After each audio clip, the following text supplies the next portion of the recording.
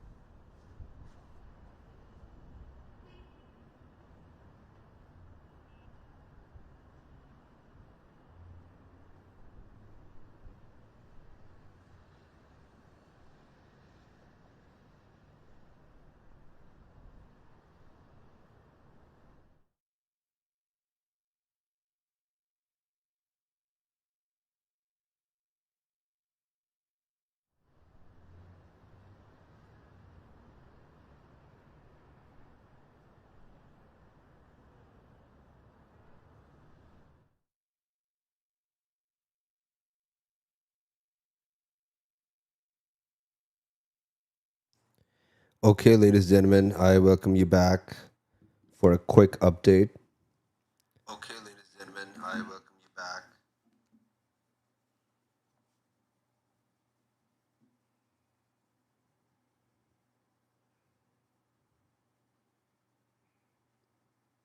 These are live pictures coming in from Beirut, the skyline of Beirut. It's still under attack. You can see smoke coming out from buildings. So it's early morning in the US, a midday around Europe, and almost the end of the day and light in South Asia. You are joining us live, and these are live pictures coming in from Beirut. And obviously, the biggest news of today is the funeral of 165 school girls who have been martyred by the bombing of the US and Israel. Before we dig into that news, let's check out the other skylines. And if you have any problem with the audio, please, you can write us down in the comments. So this is Beirut.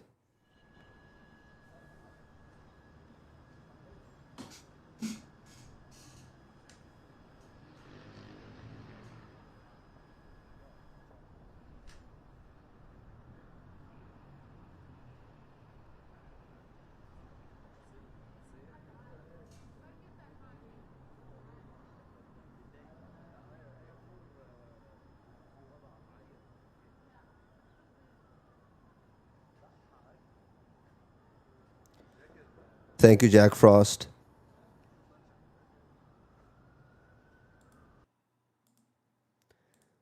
I'm going to refresh this. Thank you, Jack Frost.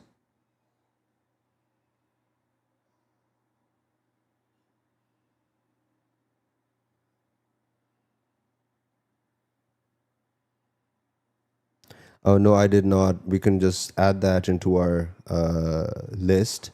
The interview that Jackson did with Asif Durrani, we can like add that to the list. So first, let me explain to you exactly what's going on here. A big shout out to the OSINT guys doing hard work. This is Haifa. This is Tel Aviv. This is Tel Aviv again. Another view of Tel Aviv. All these views are of Tel Aviv. And then we have here down in the left corner is Jerusalem, Eshkelon, and Beirut, Lebanon.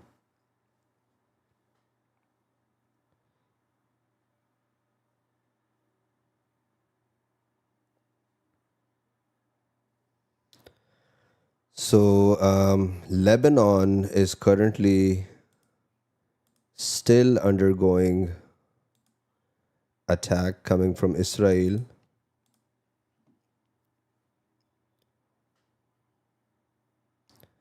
We got Bihari Babu in the house. I'm going to move on.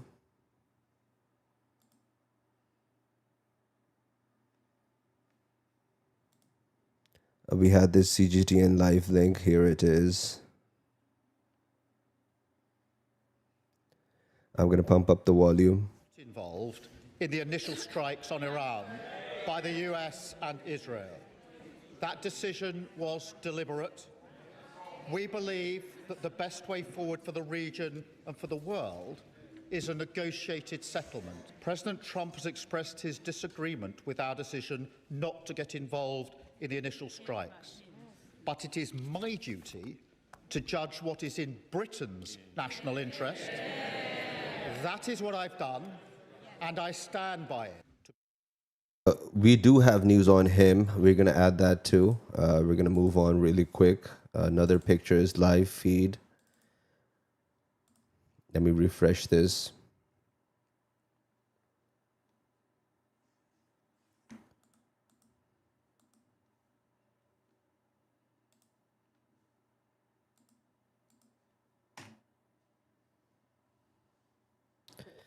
So, Intel Cam, OSINT, left.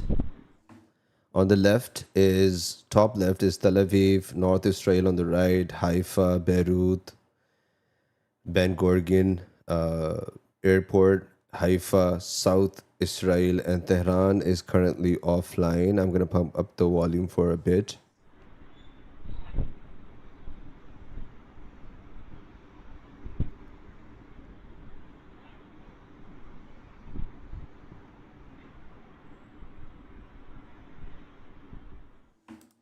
Okay, so now we're moving on. We're going to add some international news, see what the international media is talking about, while the main news is the funeral procession of 165 schoolgirls who had been martyred in the attack that was done on their school in Minab. We're going to add that in. We're going to go, first, let's go live there. What's happening at the funeral?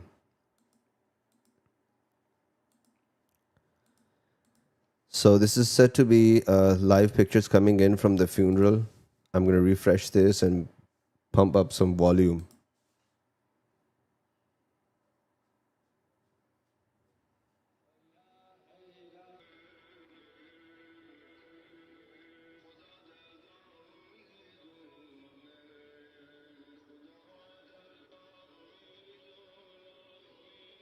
The question is, why isn't the Iranian diaspora talking about this? This is big.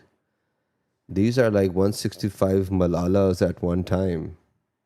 And because Malala and the US had the same enemy, she became a hero. But who is the hero here? Who is the enemy here? So many unanswered questions.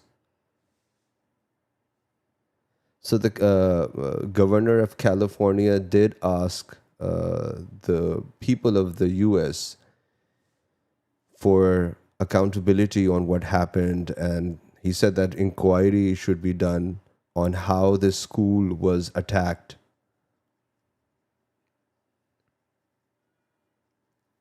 I'm gonna push in some volume.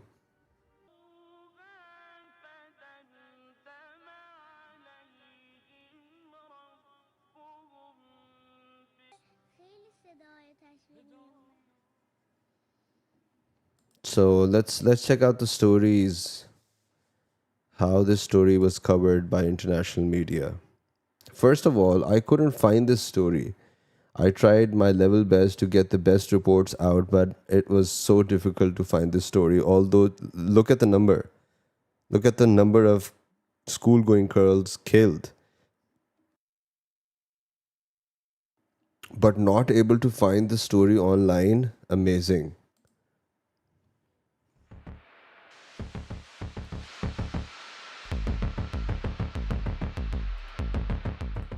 Iranian state media say the death toll from a strike on a girls' school in the country's south has risen to 165 after a devastating attack that officials in Tehran have blamed on US-Israeli operations.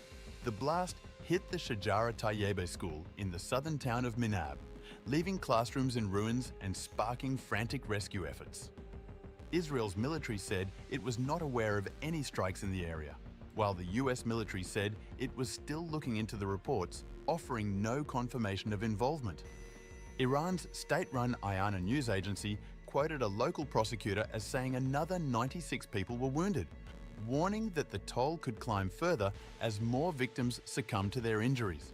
Officials said it was one of 2 strikes that appeared to have hit schools since US and Israeli warplanes launched attacks on Iran around 10 a.m. Saturday on February 28. A spokesperson for Iran's health ministry, Hossein Kermanpour, said most of the dead at Minab were young martyrs, underlining how heavily children were hit in the assault on the school. Iran's Red Crescent and several state news outlets reported that more than 60 people were initially confirmed killed in the Minab school strike before the death toll surged as bodies were recovered from the rubble. State broadcaster IRIB later raised the figure to 85 dead and 93 injured before Iranian media pushed the total fatalities from the broader attack on the girls' school to 165, deepening public anger. Video verified by the New York Times showed extensive damage to a building described as an elementary school, with black smoke billowing from a crumbling structure, even as outside powers continued to dispute or withhold comment on any role in the strike. This incident comes as US and Israeli forces carried out a surprise wave of strikes on Iranian military sites and proxy infrastructure, which was followed by the killing of Supreme Leader Ayatollah Ali Khamenei, which has shocked the entire world and left Iran in a delicate political transition. In response to the US-Israeli operations, Iran launched its own missile and drone attacks on targets linked to Israel and US bases around the Middle East, drawing condemnations from Western capitals and Gulf states alike. Regional fighting has already spread beyond Iran's borders, with Israeli forces striking Hezbollah targets in Lebanon and US Central Command confirming American casualties at bases across the Gulf. Diplomats at the UN and in European capitals are now warning that the combination of Khamenei's killing, Iran's missile salvos, and mass casualty incidents like the Minab school strike has pushed the Iran-US-Israel confrontation into its most dangerous phase in decades.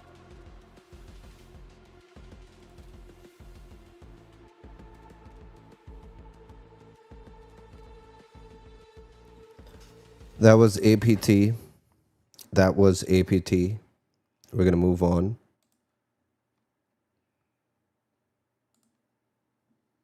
I found this CNBC TV 18. Let's see what they have to say.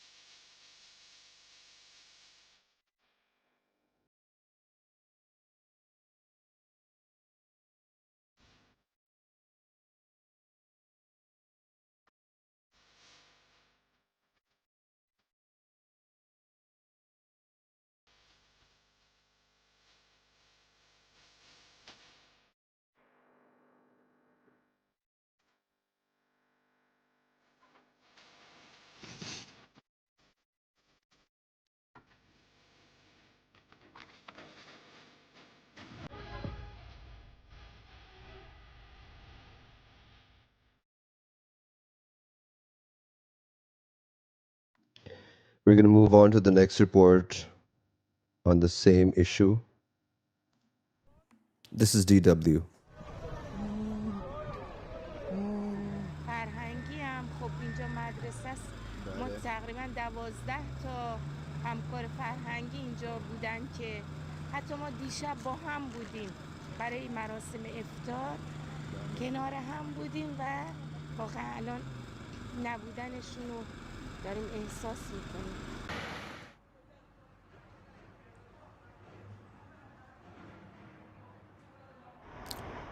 So this was actually a reel by DW News. We're gonna move on. I think that was it. I couldn't find any other good reports.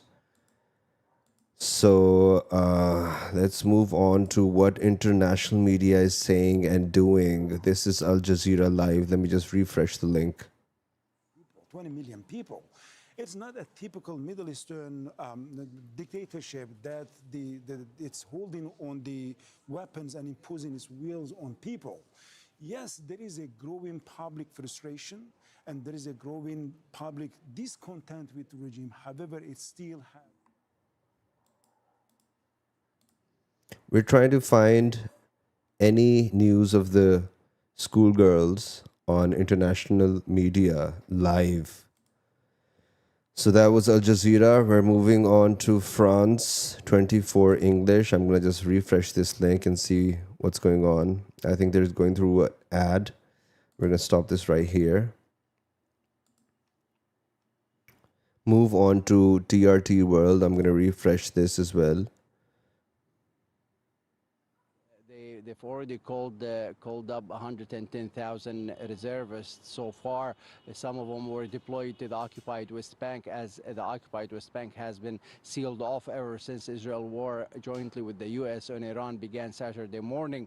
But also they've deployed many of those reservists to the northern part of the country along the Lebanese border as well as the Syrian borders along the occupied Golan Heights. And Israel is definitely, and you're absolutely right, Adnan, to say that its military has been stretched thin, not because of these two fronts, but even before that, with since October 7th of 2023, when Israel launched its genocidal war in Gaza, as well as 7 other fronts that Netanyahu and other Israeli officials have been saying that Israel has been fighting on and off on these fronts.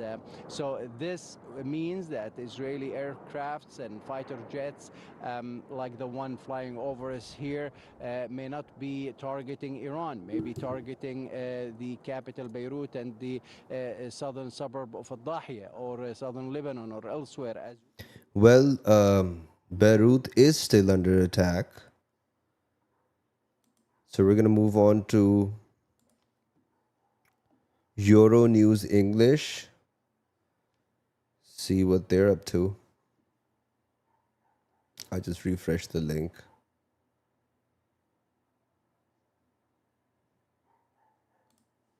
How we were going to enable them to provide for themselves and their families. And then when we fired the entire Ba'ath Party down to level 4, the level at which it was tens of thousands of bureaucrats, many Western educated, that we needed and were already using to help us in a country that we didn't sufficiently understand. So it wasn't, we could have very quickly, I think, brought back major elements of it and had sort of a Venezuela light, if you will, because the top levels clearly were gone or in the deck of cards to be pursued. Okay. General, thank you so much for your time and for joining us on Euro Good to be News. with you. Thank you. Okay, so that was Euro News English. We're going to now move on to DW English. This is a live stream. Germany across Africa. And he employed scorched earth tactics. So I think there's an ad going on. We're going to just move on to Al Jazeera again. See what they're doing. U.S. Embassy in Saudi Arabia's capital, Riyadh. The attack caused a small fire and minor damage there.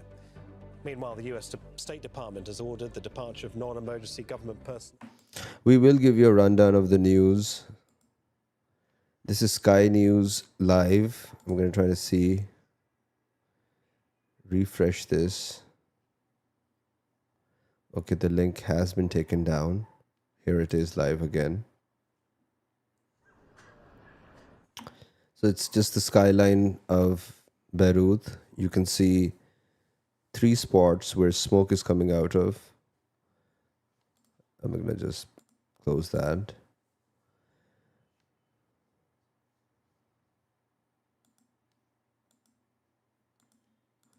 I'm going to leave you with the Beirut skyline and take a quick break. I'll be back just in a few seconds.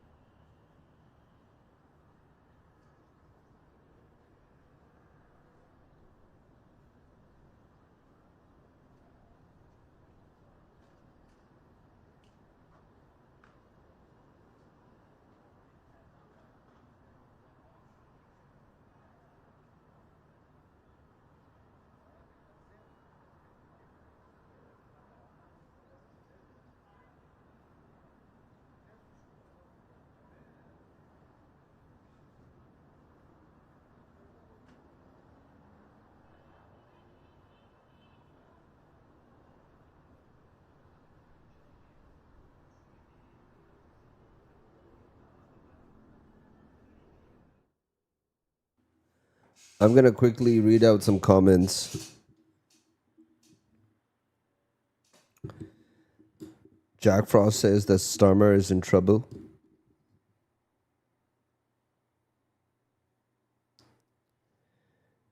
SRCCR Soccer, I believe. Trump didn't need to get involved in Iran. That was extremely wrong move. Netanyahu dragged him in it, and it's very wrong. Iran got their own cultural lifestyle. That is so true.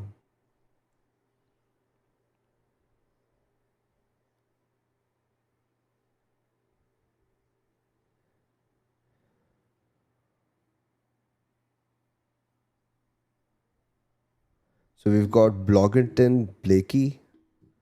Condolences from a retired USN veteran.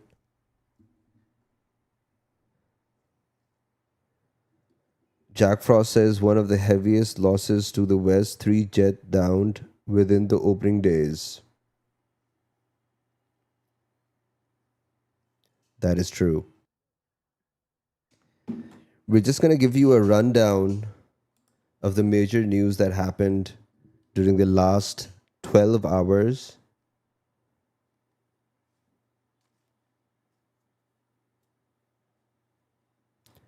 Stay with us.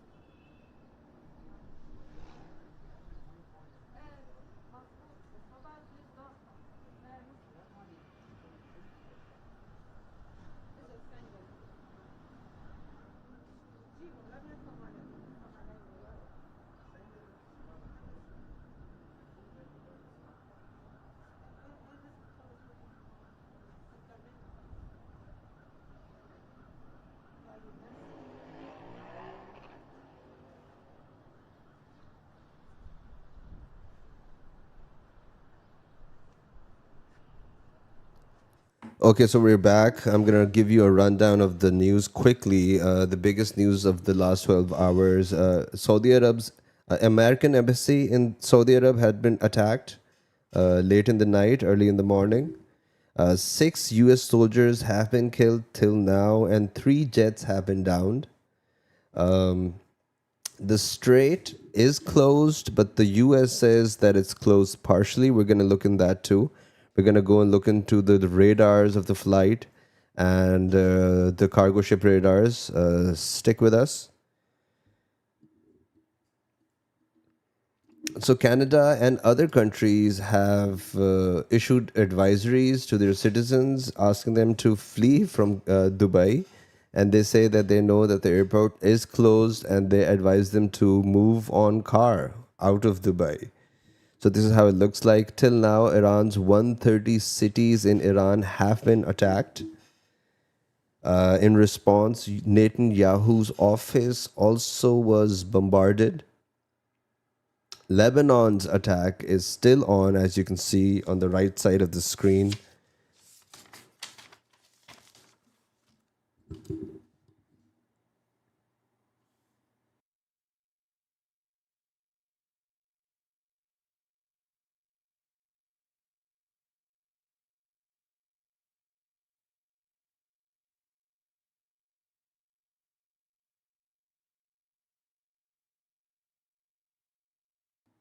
So while the Saudi oil refinery place was attacked, they were saying that Iran did this, but Iran came out and said that they weren't behind this.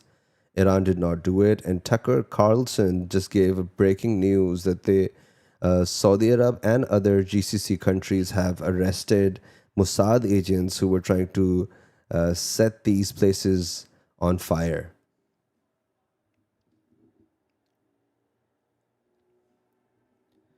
Germany and NATO said no to US and Israel for joining the war. And Keir Starmer is having a very, very bad time in the parliament trying to defend what he said. Now he's saying that we are not going into the war. We're just giving bases to the US for their usage. And the biggest news of today is the funeral procession of the 165 schoolgirls that were killed in the attack done by Iran, Israel and US in Iran. And we're going to take you live and see what's going on over there. I'm going to just refresh the link. It's funny how very less actually human rights associations, organizations, women rights organizations are talking about this. I hardly found a report on this. And here you can see people out in numbers of thousands and millions in Tehran. We're going to kick in another report. This is from Dawn News English, Pakistan. And take all feasible measures to protect civilians, including migrant workers. In Iran, the Iran Red Crescent Society reports put the death toll at 787. In the single deadliest and devastating incident, dozens of girls were reportedly killed and injured when their primary school in Minab, in the south of the country, was struck during the school day. The High Commissioner calls for a prompt, impartial, and thorough investigation into the circumstances of the attack. The onus is on the forces that carried out the attack to investigate it. We call on them to make public the findings and to ensure accountability and redress for the victims. Israel, including in Beirut. We urge both parties to immediately end. And this is absolutely horrific, and I think if there's any image that captures the essence of the destruction, despair, and senselessness and cruelty of this conflict, those are the images. On international humanitarian law and what it says, international humanitarian law spells out that any attack must comply with the principles of distinction, proportionality, and precaution to protect civilians. If attacks are found to be directed against civilians or civilian objects or indiscriminate attacks, they are serious violations of international humanitarian law and may amount to war crimes. On this specific incident, we don't have enough information to make a factual determination of what happened. And This is something that we're monitoring the Red Sea as well, because that will complicate maritime routes. the fear, the panic, the anxiety experienced by millions of people in the Middle East and beyond is palpable and was entirely avoidable. The situation is worsening and widening by the hour, playing out our worst fears. UN Human Rights Chief Volker Turk says he is deeply shocked by the impacts of the widespread hostilities on civilians and civilian infrastructure since the conflict erupted on Saturday with Israel and the United States of America's attacks on Iran. Iran's response against states across the region, as well as Hezbollah's subsequent entry into the conflict. The laws of war are crystal clear. Civilians and civilian objects are protected. All states and armed groups must abide by these laws.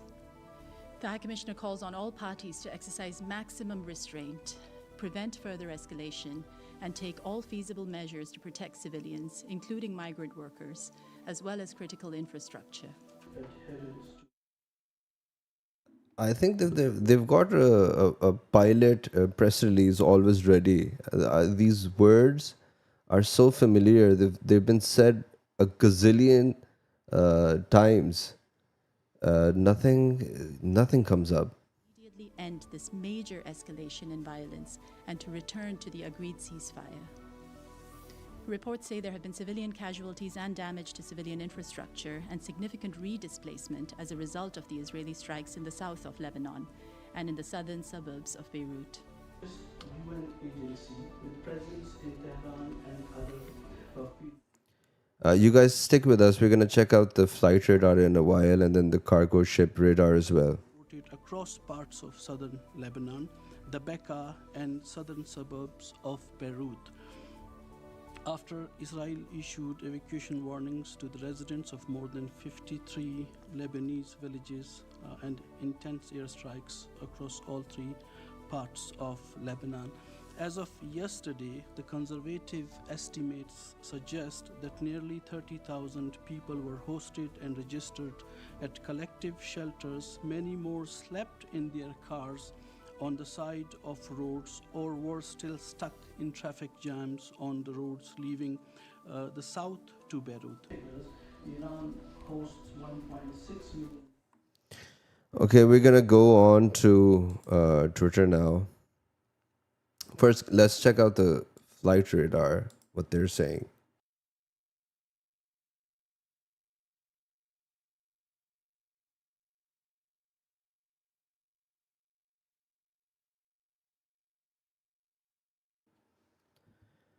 So this is the flight radar. I was actually going through it in the evening. So it's still saved. This is Iran right here in the center. You can see nothing. All these blue pins are airports. You see nothing. You see flights coming from here. This is the main corridor from Georgia to inside, deeper into Asia. So I imagine these airports are like busy, busy, busy. And then we've got nothing on Iraq. You can see it's all empty. You can see empty airports. Syria isn't doing well either. There's just one plane flying away. We can check that out. Which plane is this? This is a Turkish airline. And it was going to Istanbul. So nothing in Syria, no flights in Syria.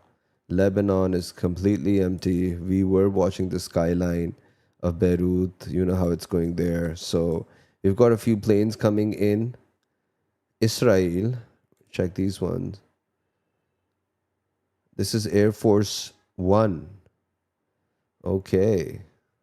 And it just took off from Tel Aviv. And where it's going, we don't know. It's being tracked by 19,000 people right now. This is a United States Air Force plane. It's not, sorry, it wasn't US 1. It's a United States Air Force plane. And it's K-35R. We can check that out. Which plane is that?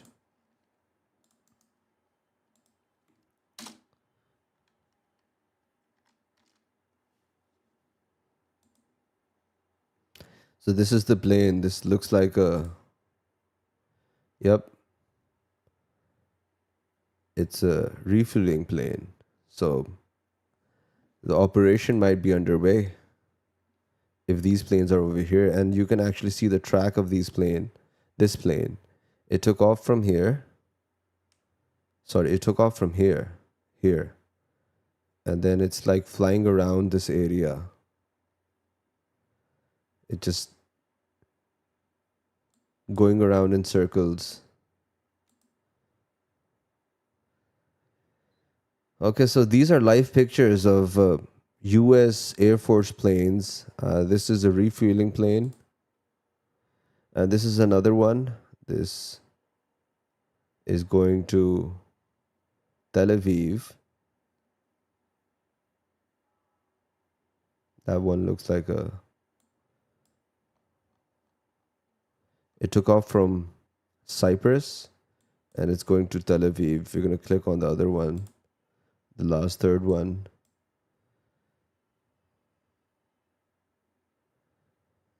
Okay, so this one also took off from Tel Aviv, and we've got no information coming where it took off from. We can actually see the track. It took off from Tel Aviv, but where it's going, we don't know.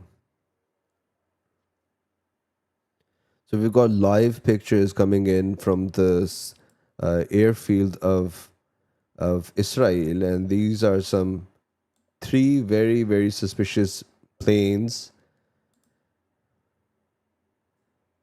This is a United States plane which is used for refueling the fighter jets. You can see it's like going around in circles. This is another plane. I think it's just going back now. It was coming towards Tel Aviv. Now it's been turned back. And this is another plane. We have no information about this plane. 12,760 people are watching this plane. This plane, the other one has turned back.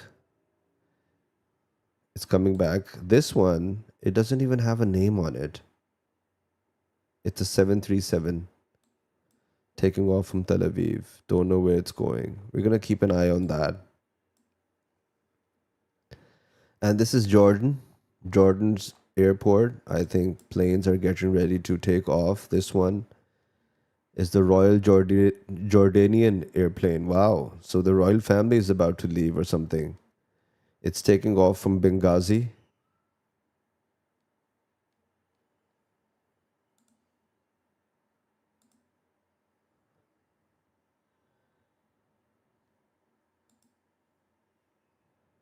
This is the Lufthansa. This is another Royal Jordanian plane. And this is another Royal Jordanian plane. So, okay, 3 out of 4 planes on the Queen Alia International Airport are royal family planes which are about to take off.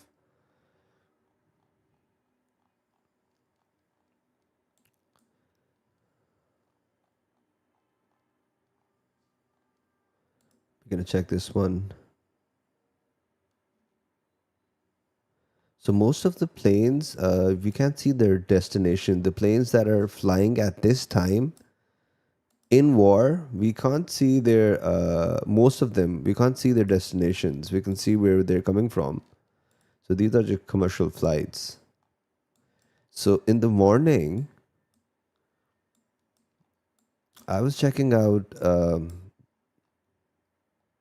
the airfield of Saudi Arabia, and there were so many private jets like this one, Alpha Star Aviation.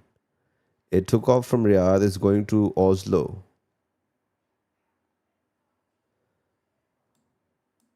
And then this one, you don't know where. We can actually track down where it came from. It flew from Oman. and we don't know where it's going, and it's a private plane. So there's a lot of suspicious air activity, a lot of private traveling happening in the mid of Saudi Arabia. So I just clicked this plane. This is a United States Air Force plane, and it looks like a passenger plane, a small passenger plane. This is also hovering over. Look, it's going around in circles. It took off from here somewhere. So there was a lot of suspicious activities here, and there still is.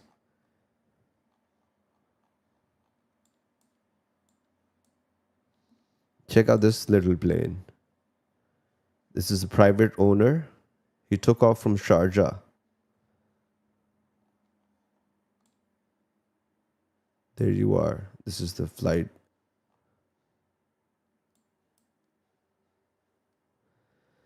So the most suspicious activities that I saw was in Qatar, as Qatar said that they downed Irani fighter jets. So I just looked into Qatar, and I found a lot of things. Right now, it looks pretty empty, but we've got this.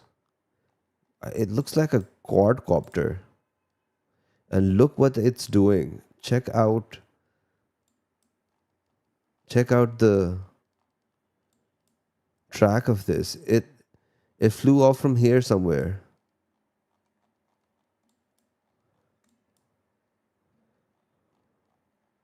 And look, it's just hovering around, going to places in Doha, Qatar. It flew off from Saudi Arabia. It went to Saudi Arabia and came back, actually. It flew off from here, I think, somewhere. And it's a quadcopter, and it's hovering around this place somewhere. You see? This is it. And this has been going on since, I don't know, like 7 hours, 8 hours. This quadcopter has been hovering around over Qatar, and it says Unident, and I think it's a quadcopter, and it flew off from a base here in Qatar.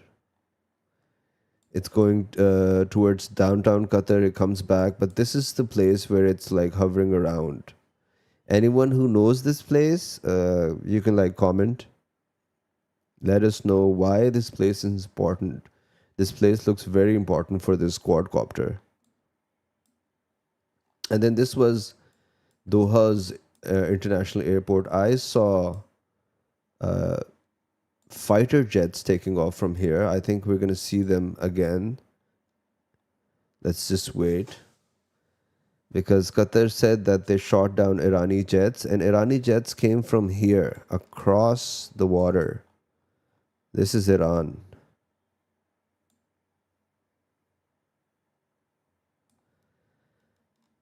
So we're going to keep an eye on this too.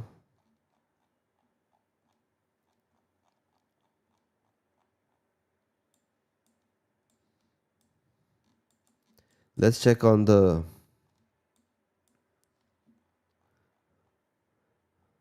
Yep, there it is. I think this is the...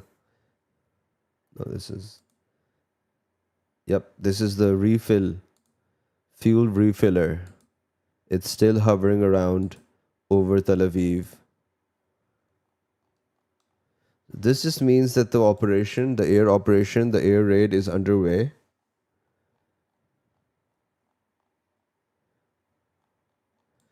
Now let's go towards Muscat. Is like popping. I think the only exit way is Muscat right now. This is Muscat Airport.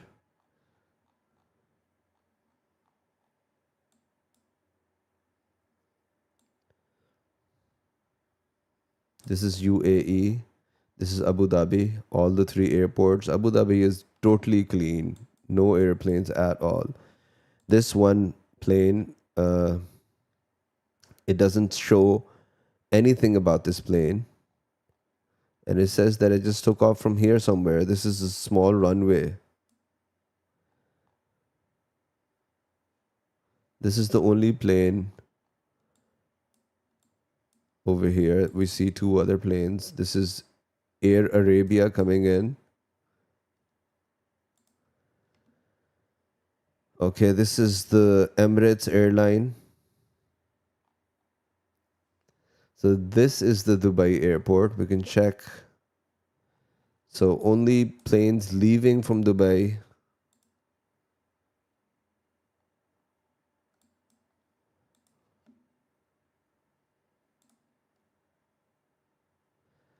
We can't tell which plane this is.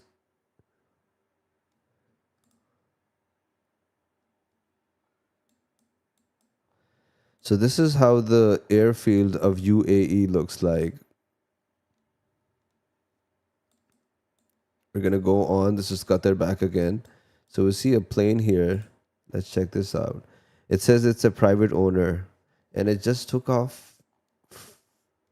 in the middle of nowhere. It just took off from here.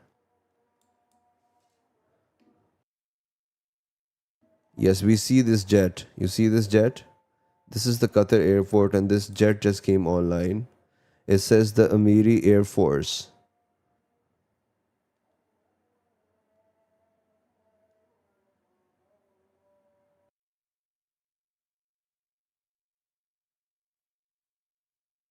So we have the jet. We can see the jet in the Qatar International Airport.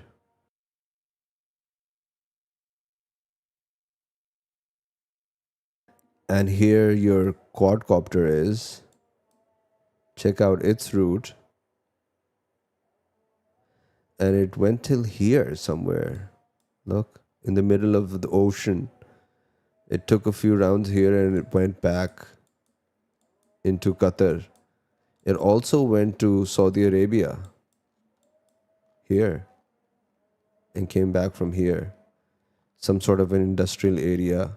If any one of you knows this area, let us know. This is another private plane. We can't tell where it's going. It came from here. There's some sort of an airstrip here as well.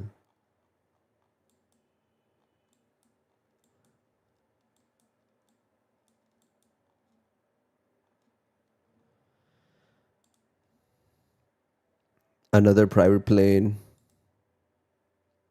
So this looks like a military plane, but it's not. I don't think so it is. So we've got a lot of private planes here in Muscat, landing and taking off. We saw the Royal Jordanian planes taking off from Jordan. A lot of air activities happening actually.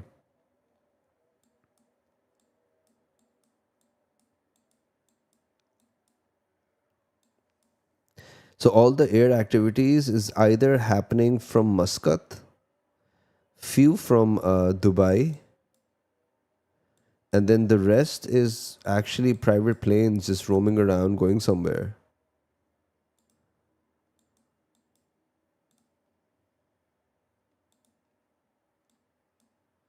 So we can't tell which this plane is. This we already saw. This also. This plane we can't tell.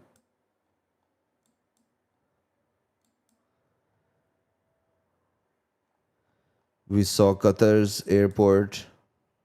Something going on there. We arrived to Bahrain and we see nothing. It's completely empty. The airfield is totally empty. We've got two airplanes here. These are commercial flights. We've got three here, all commercial. Yep. So the Riyadh airport is actually pretty busy.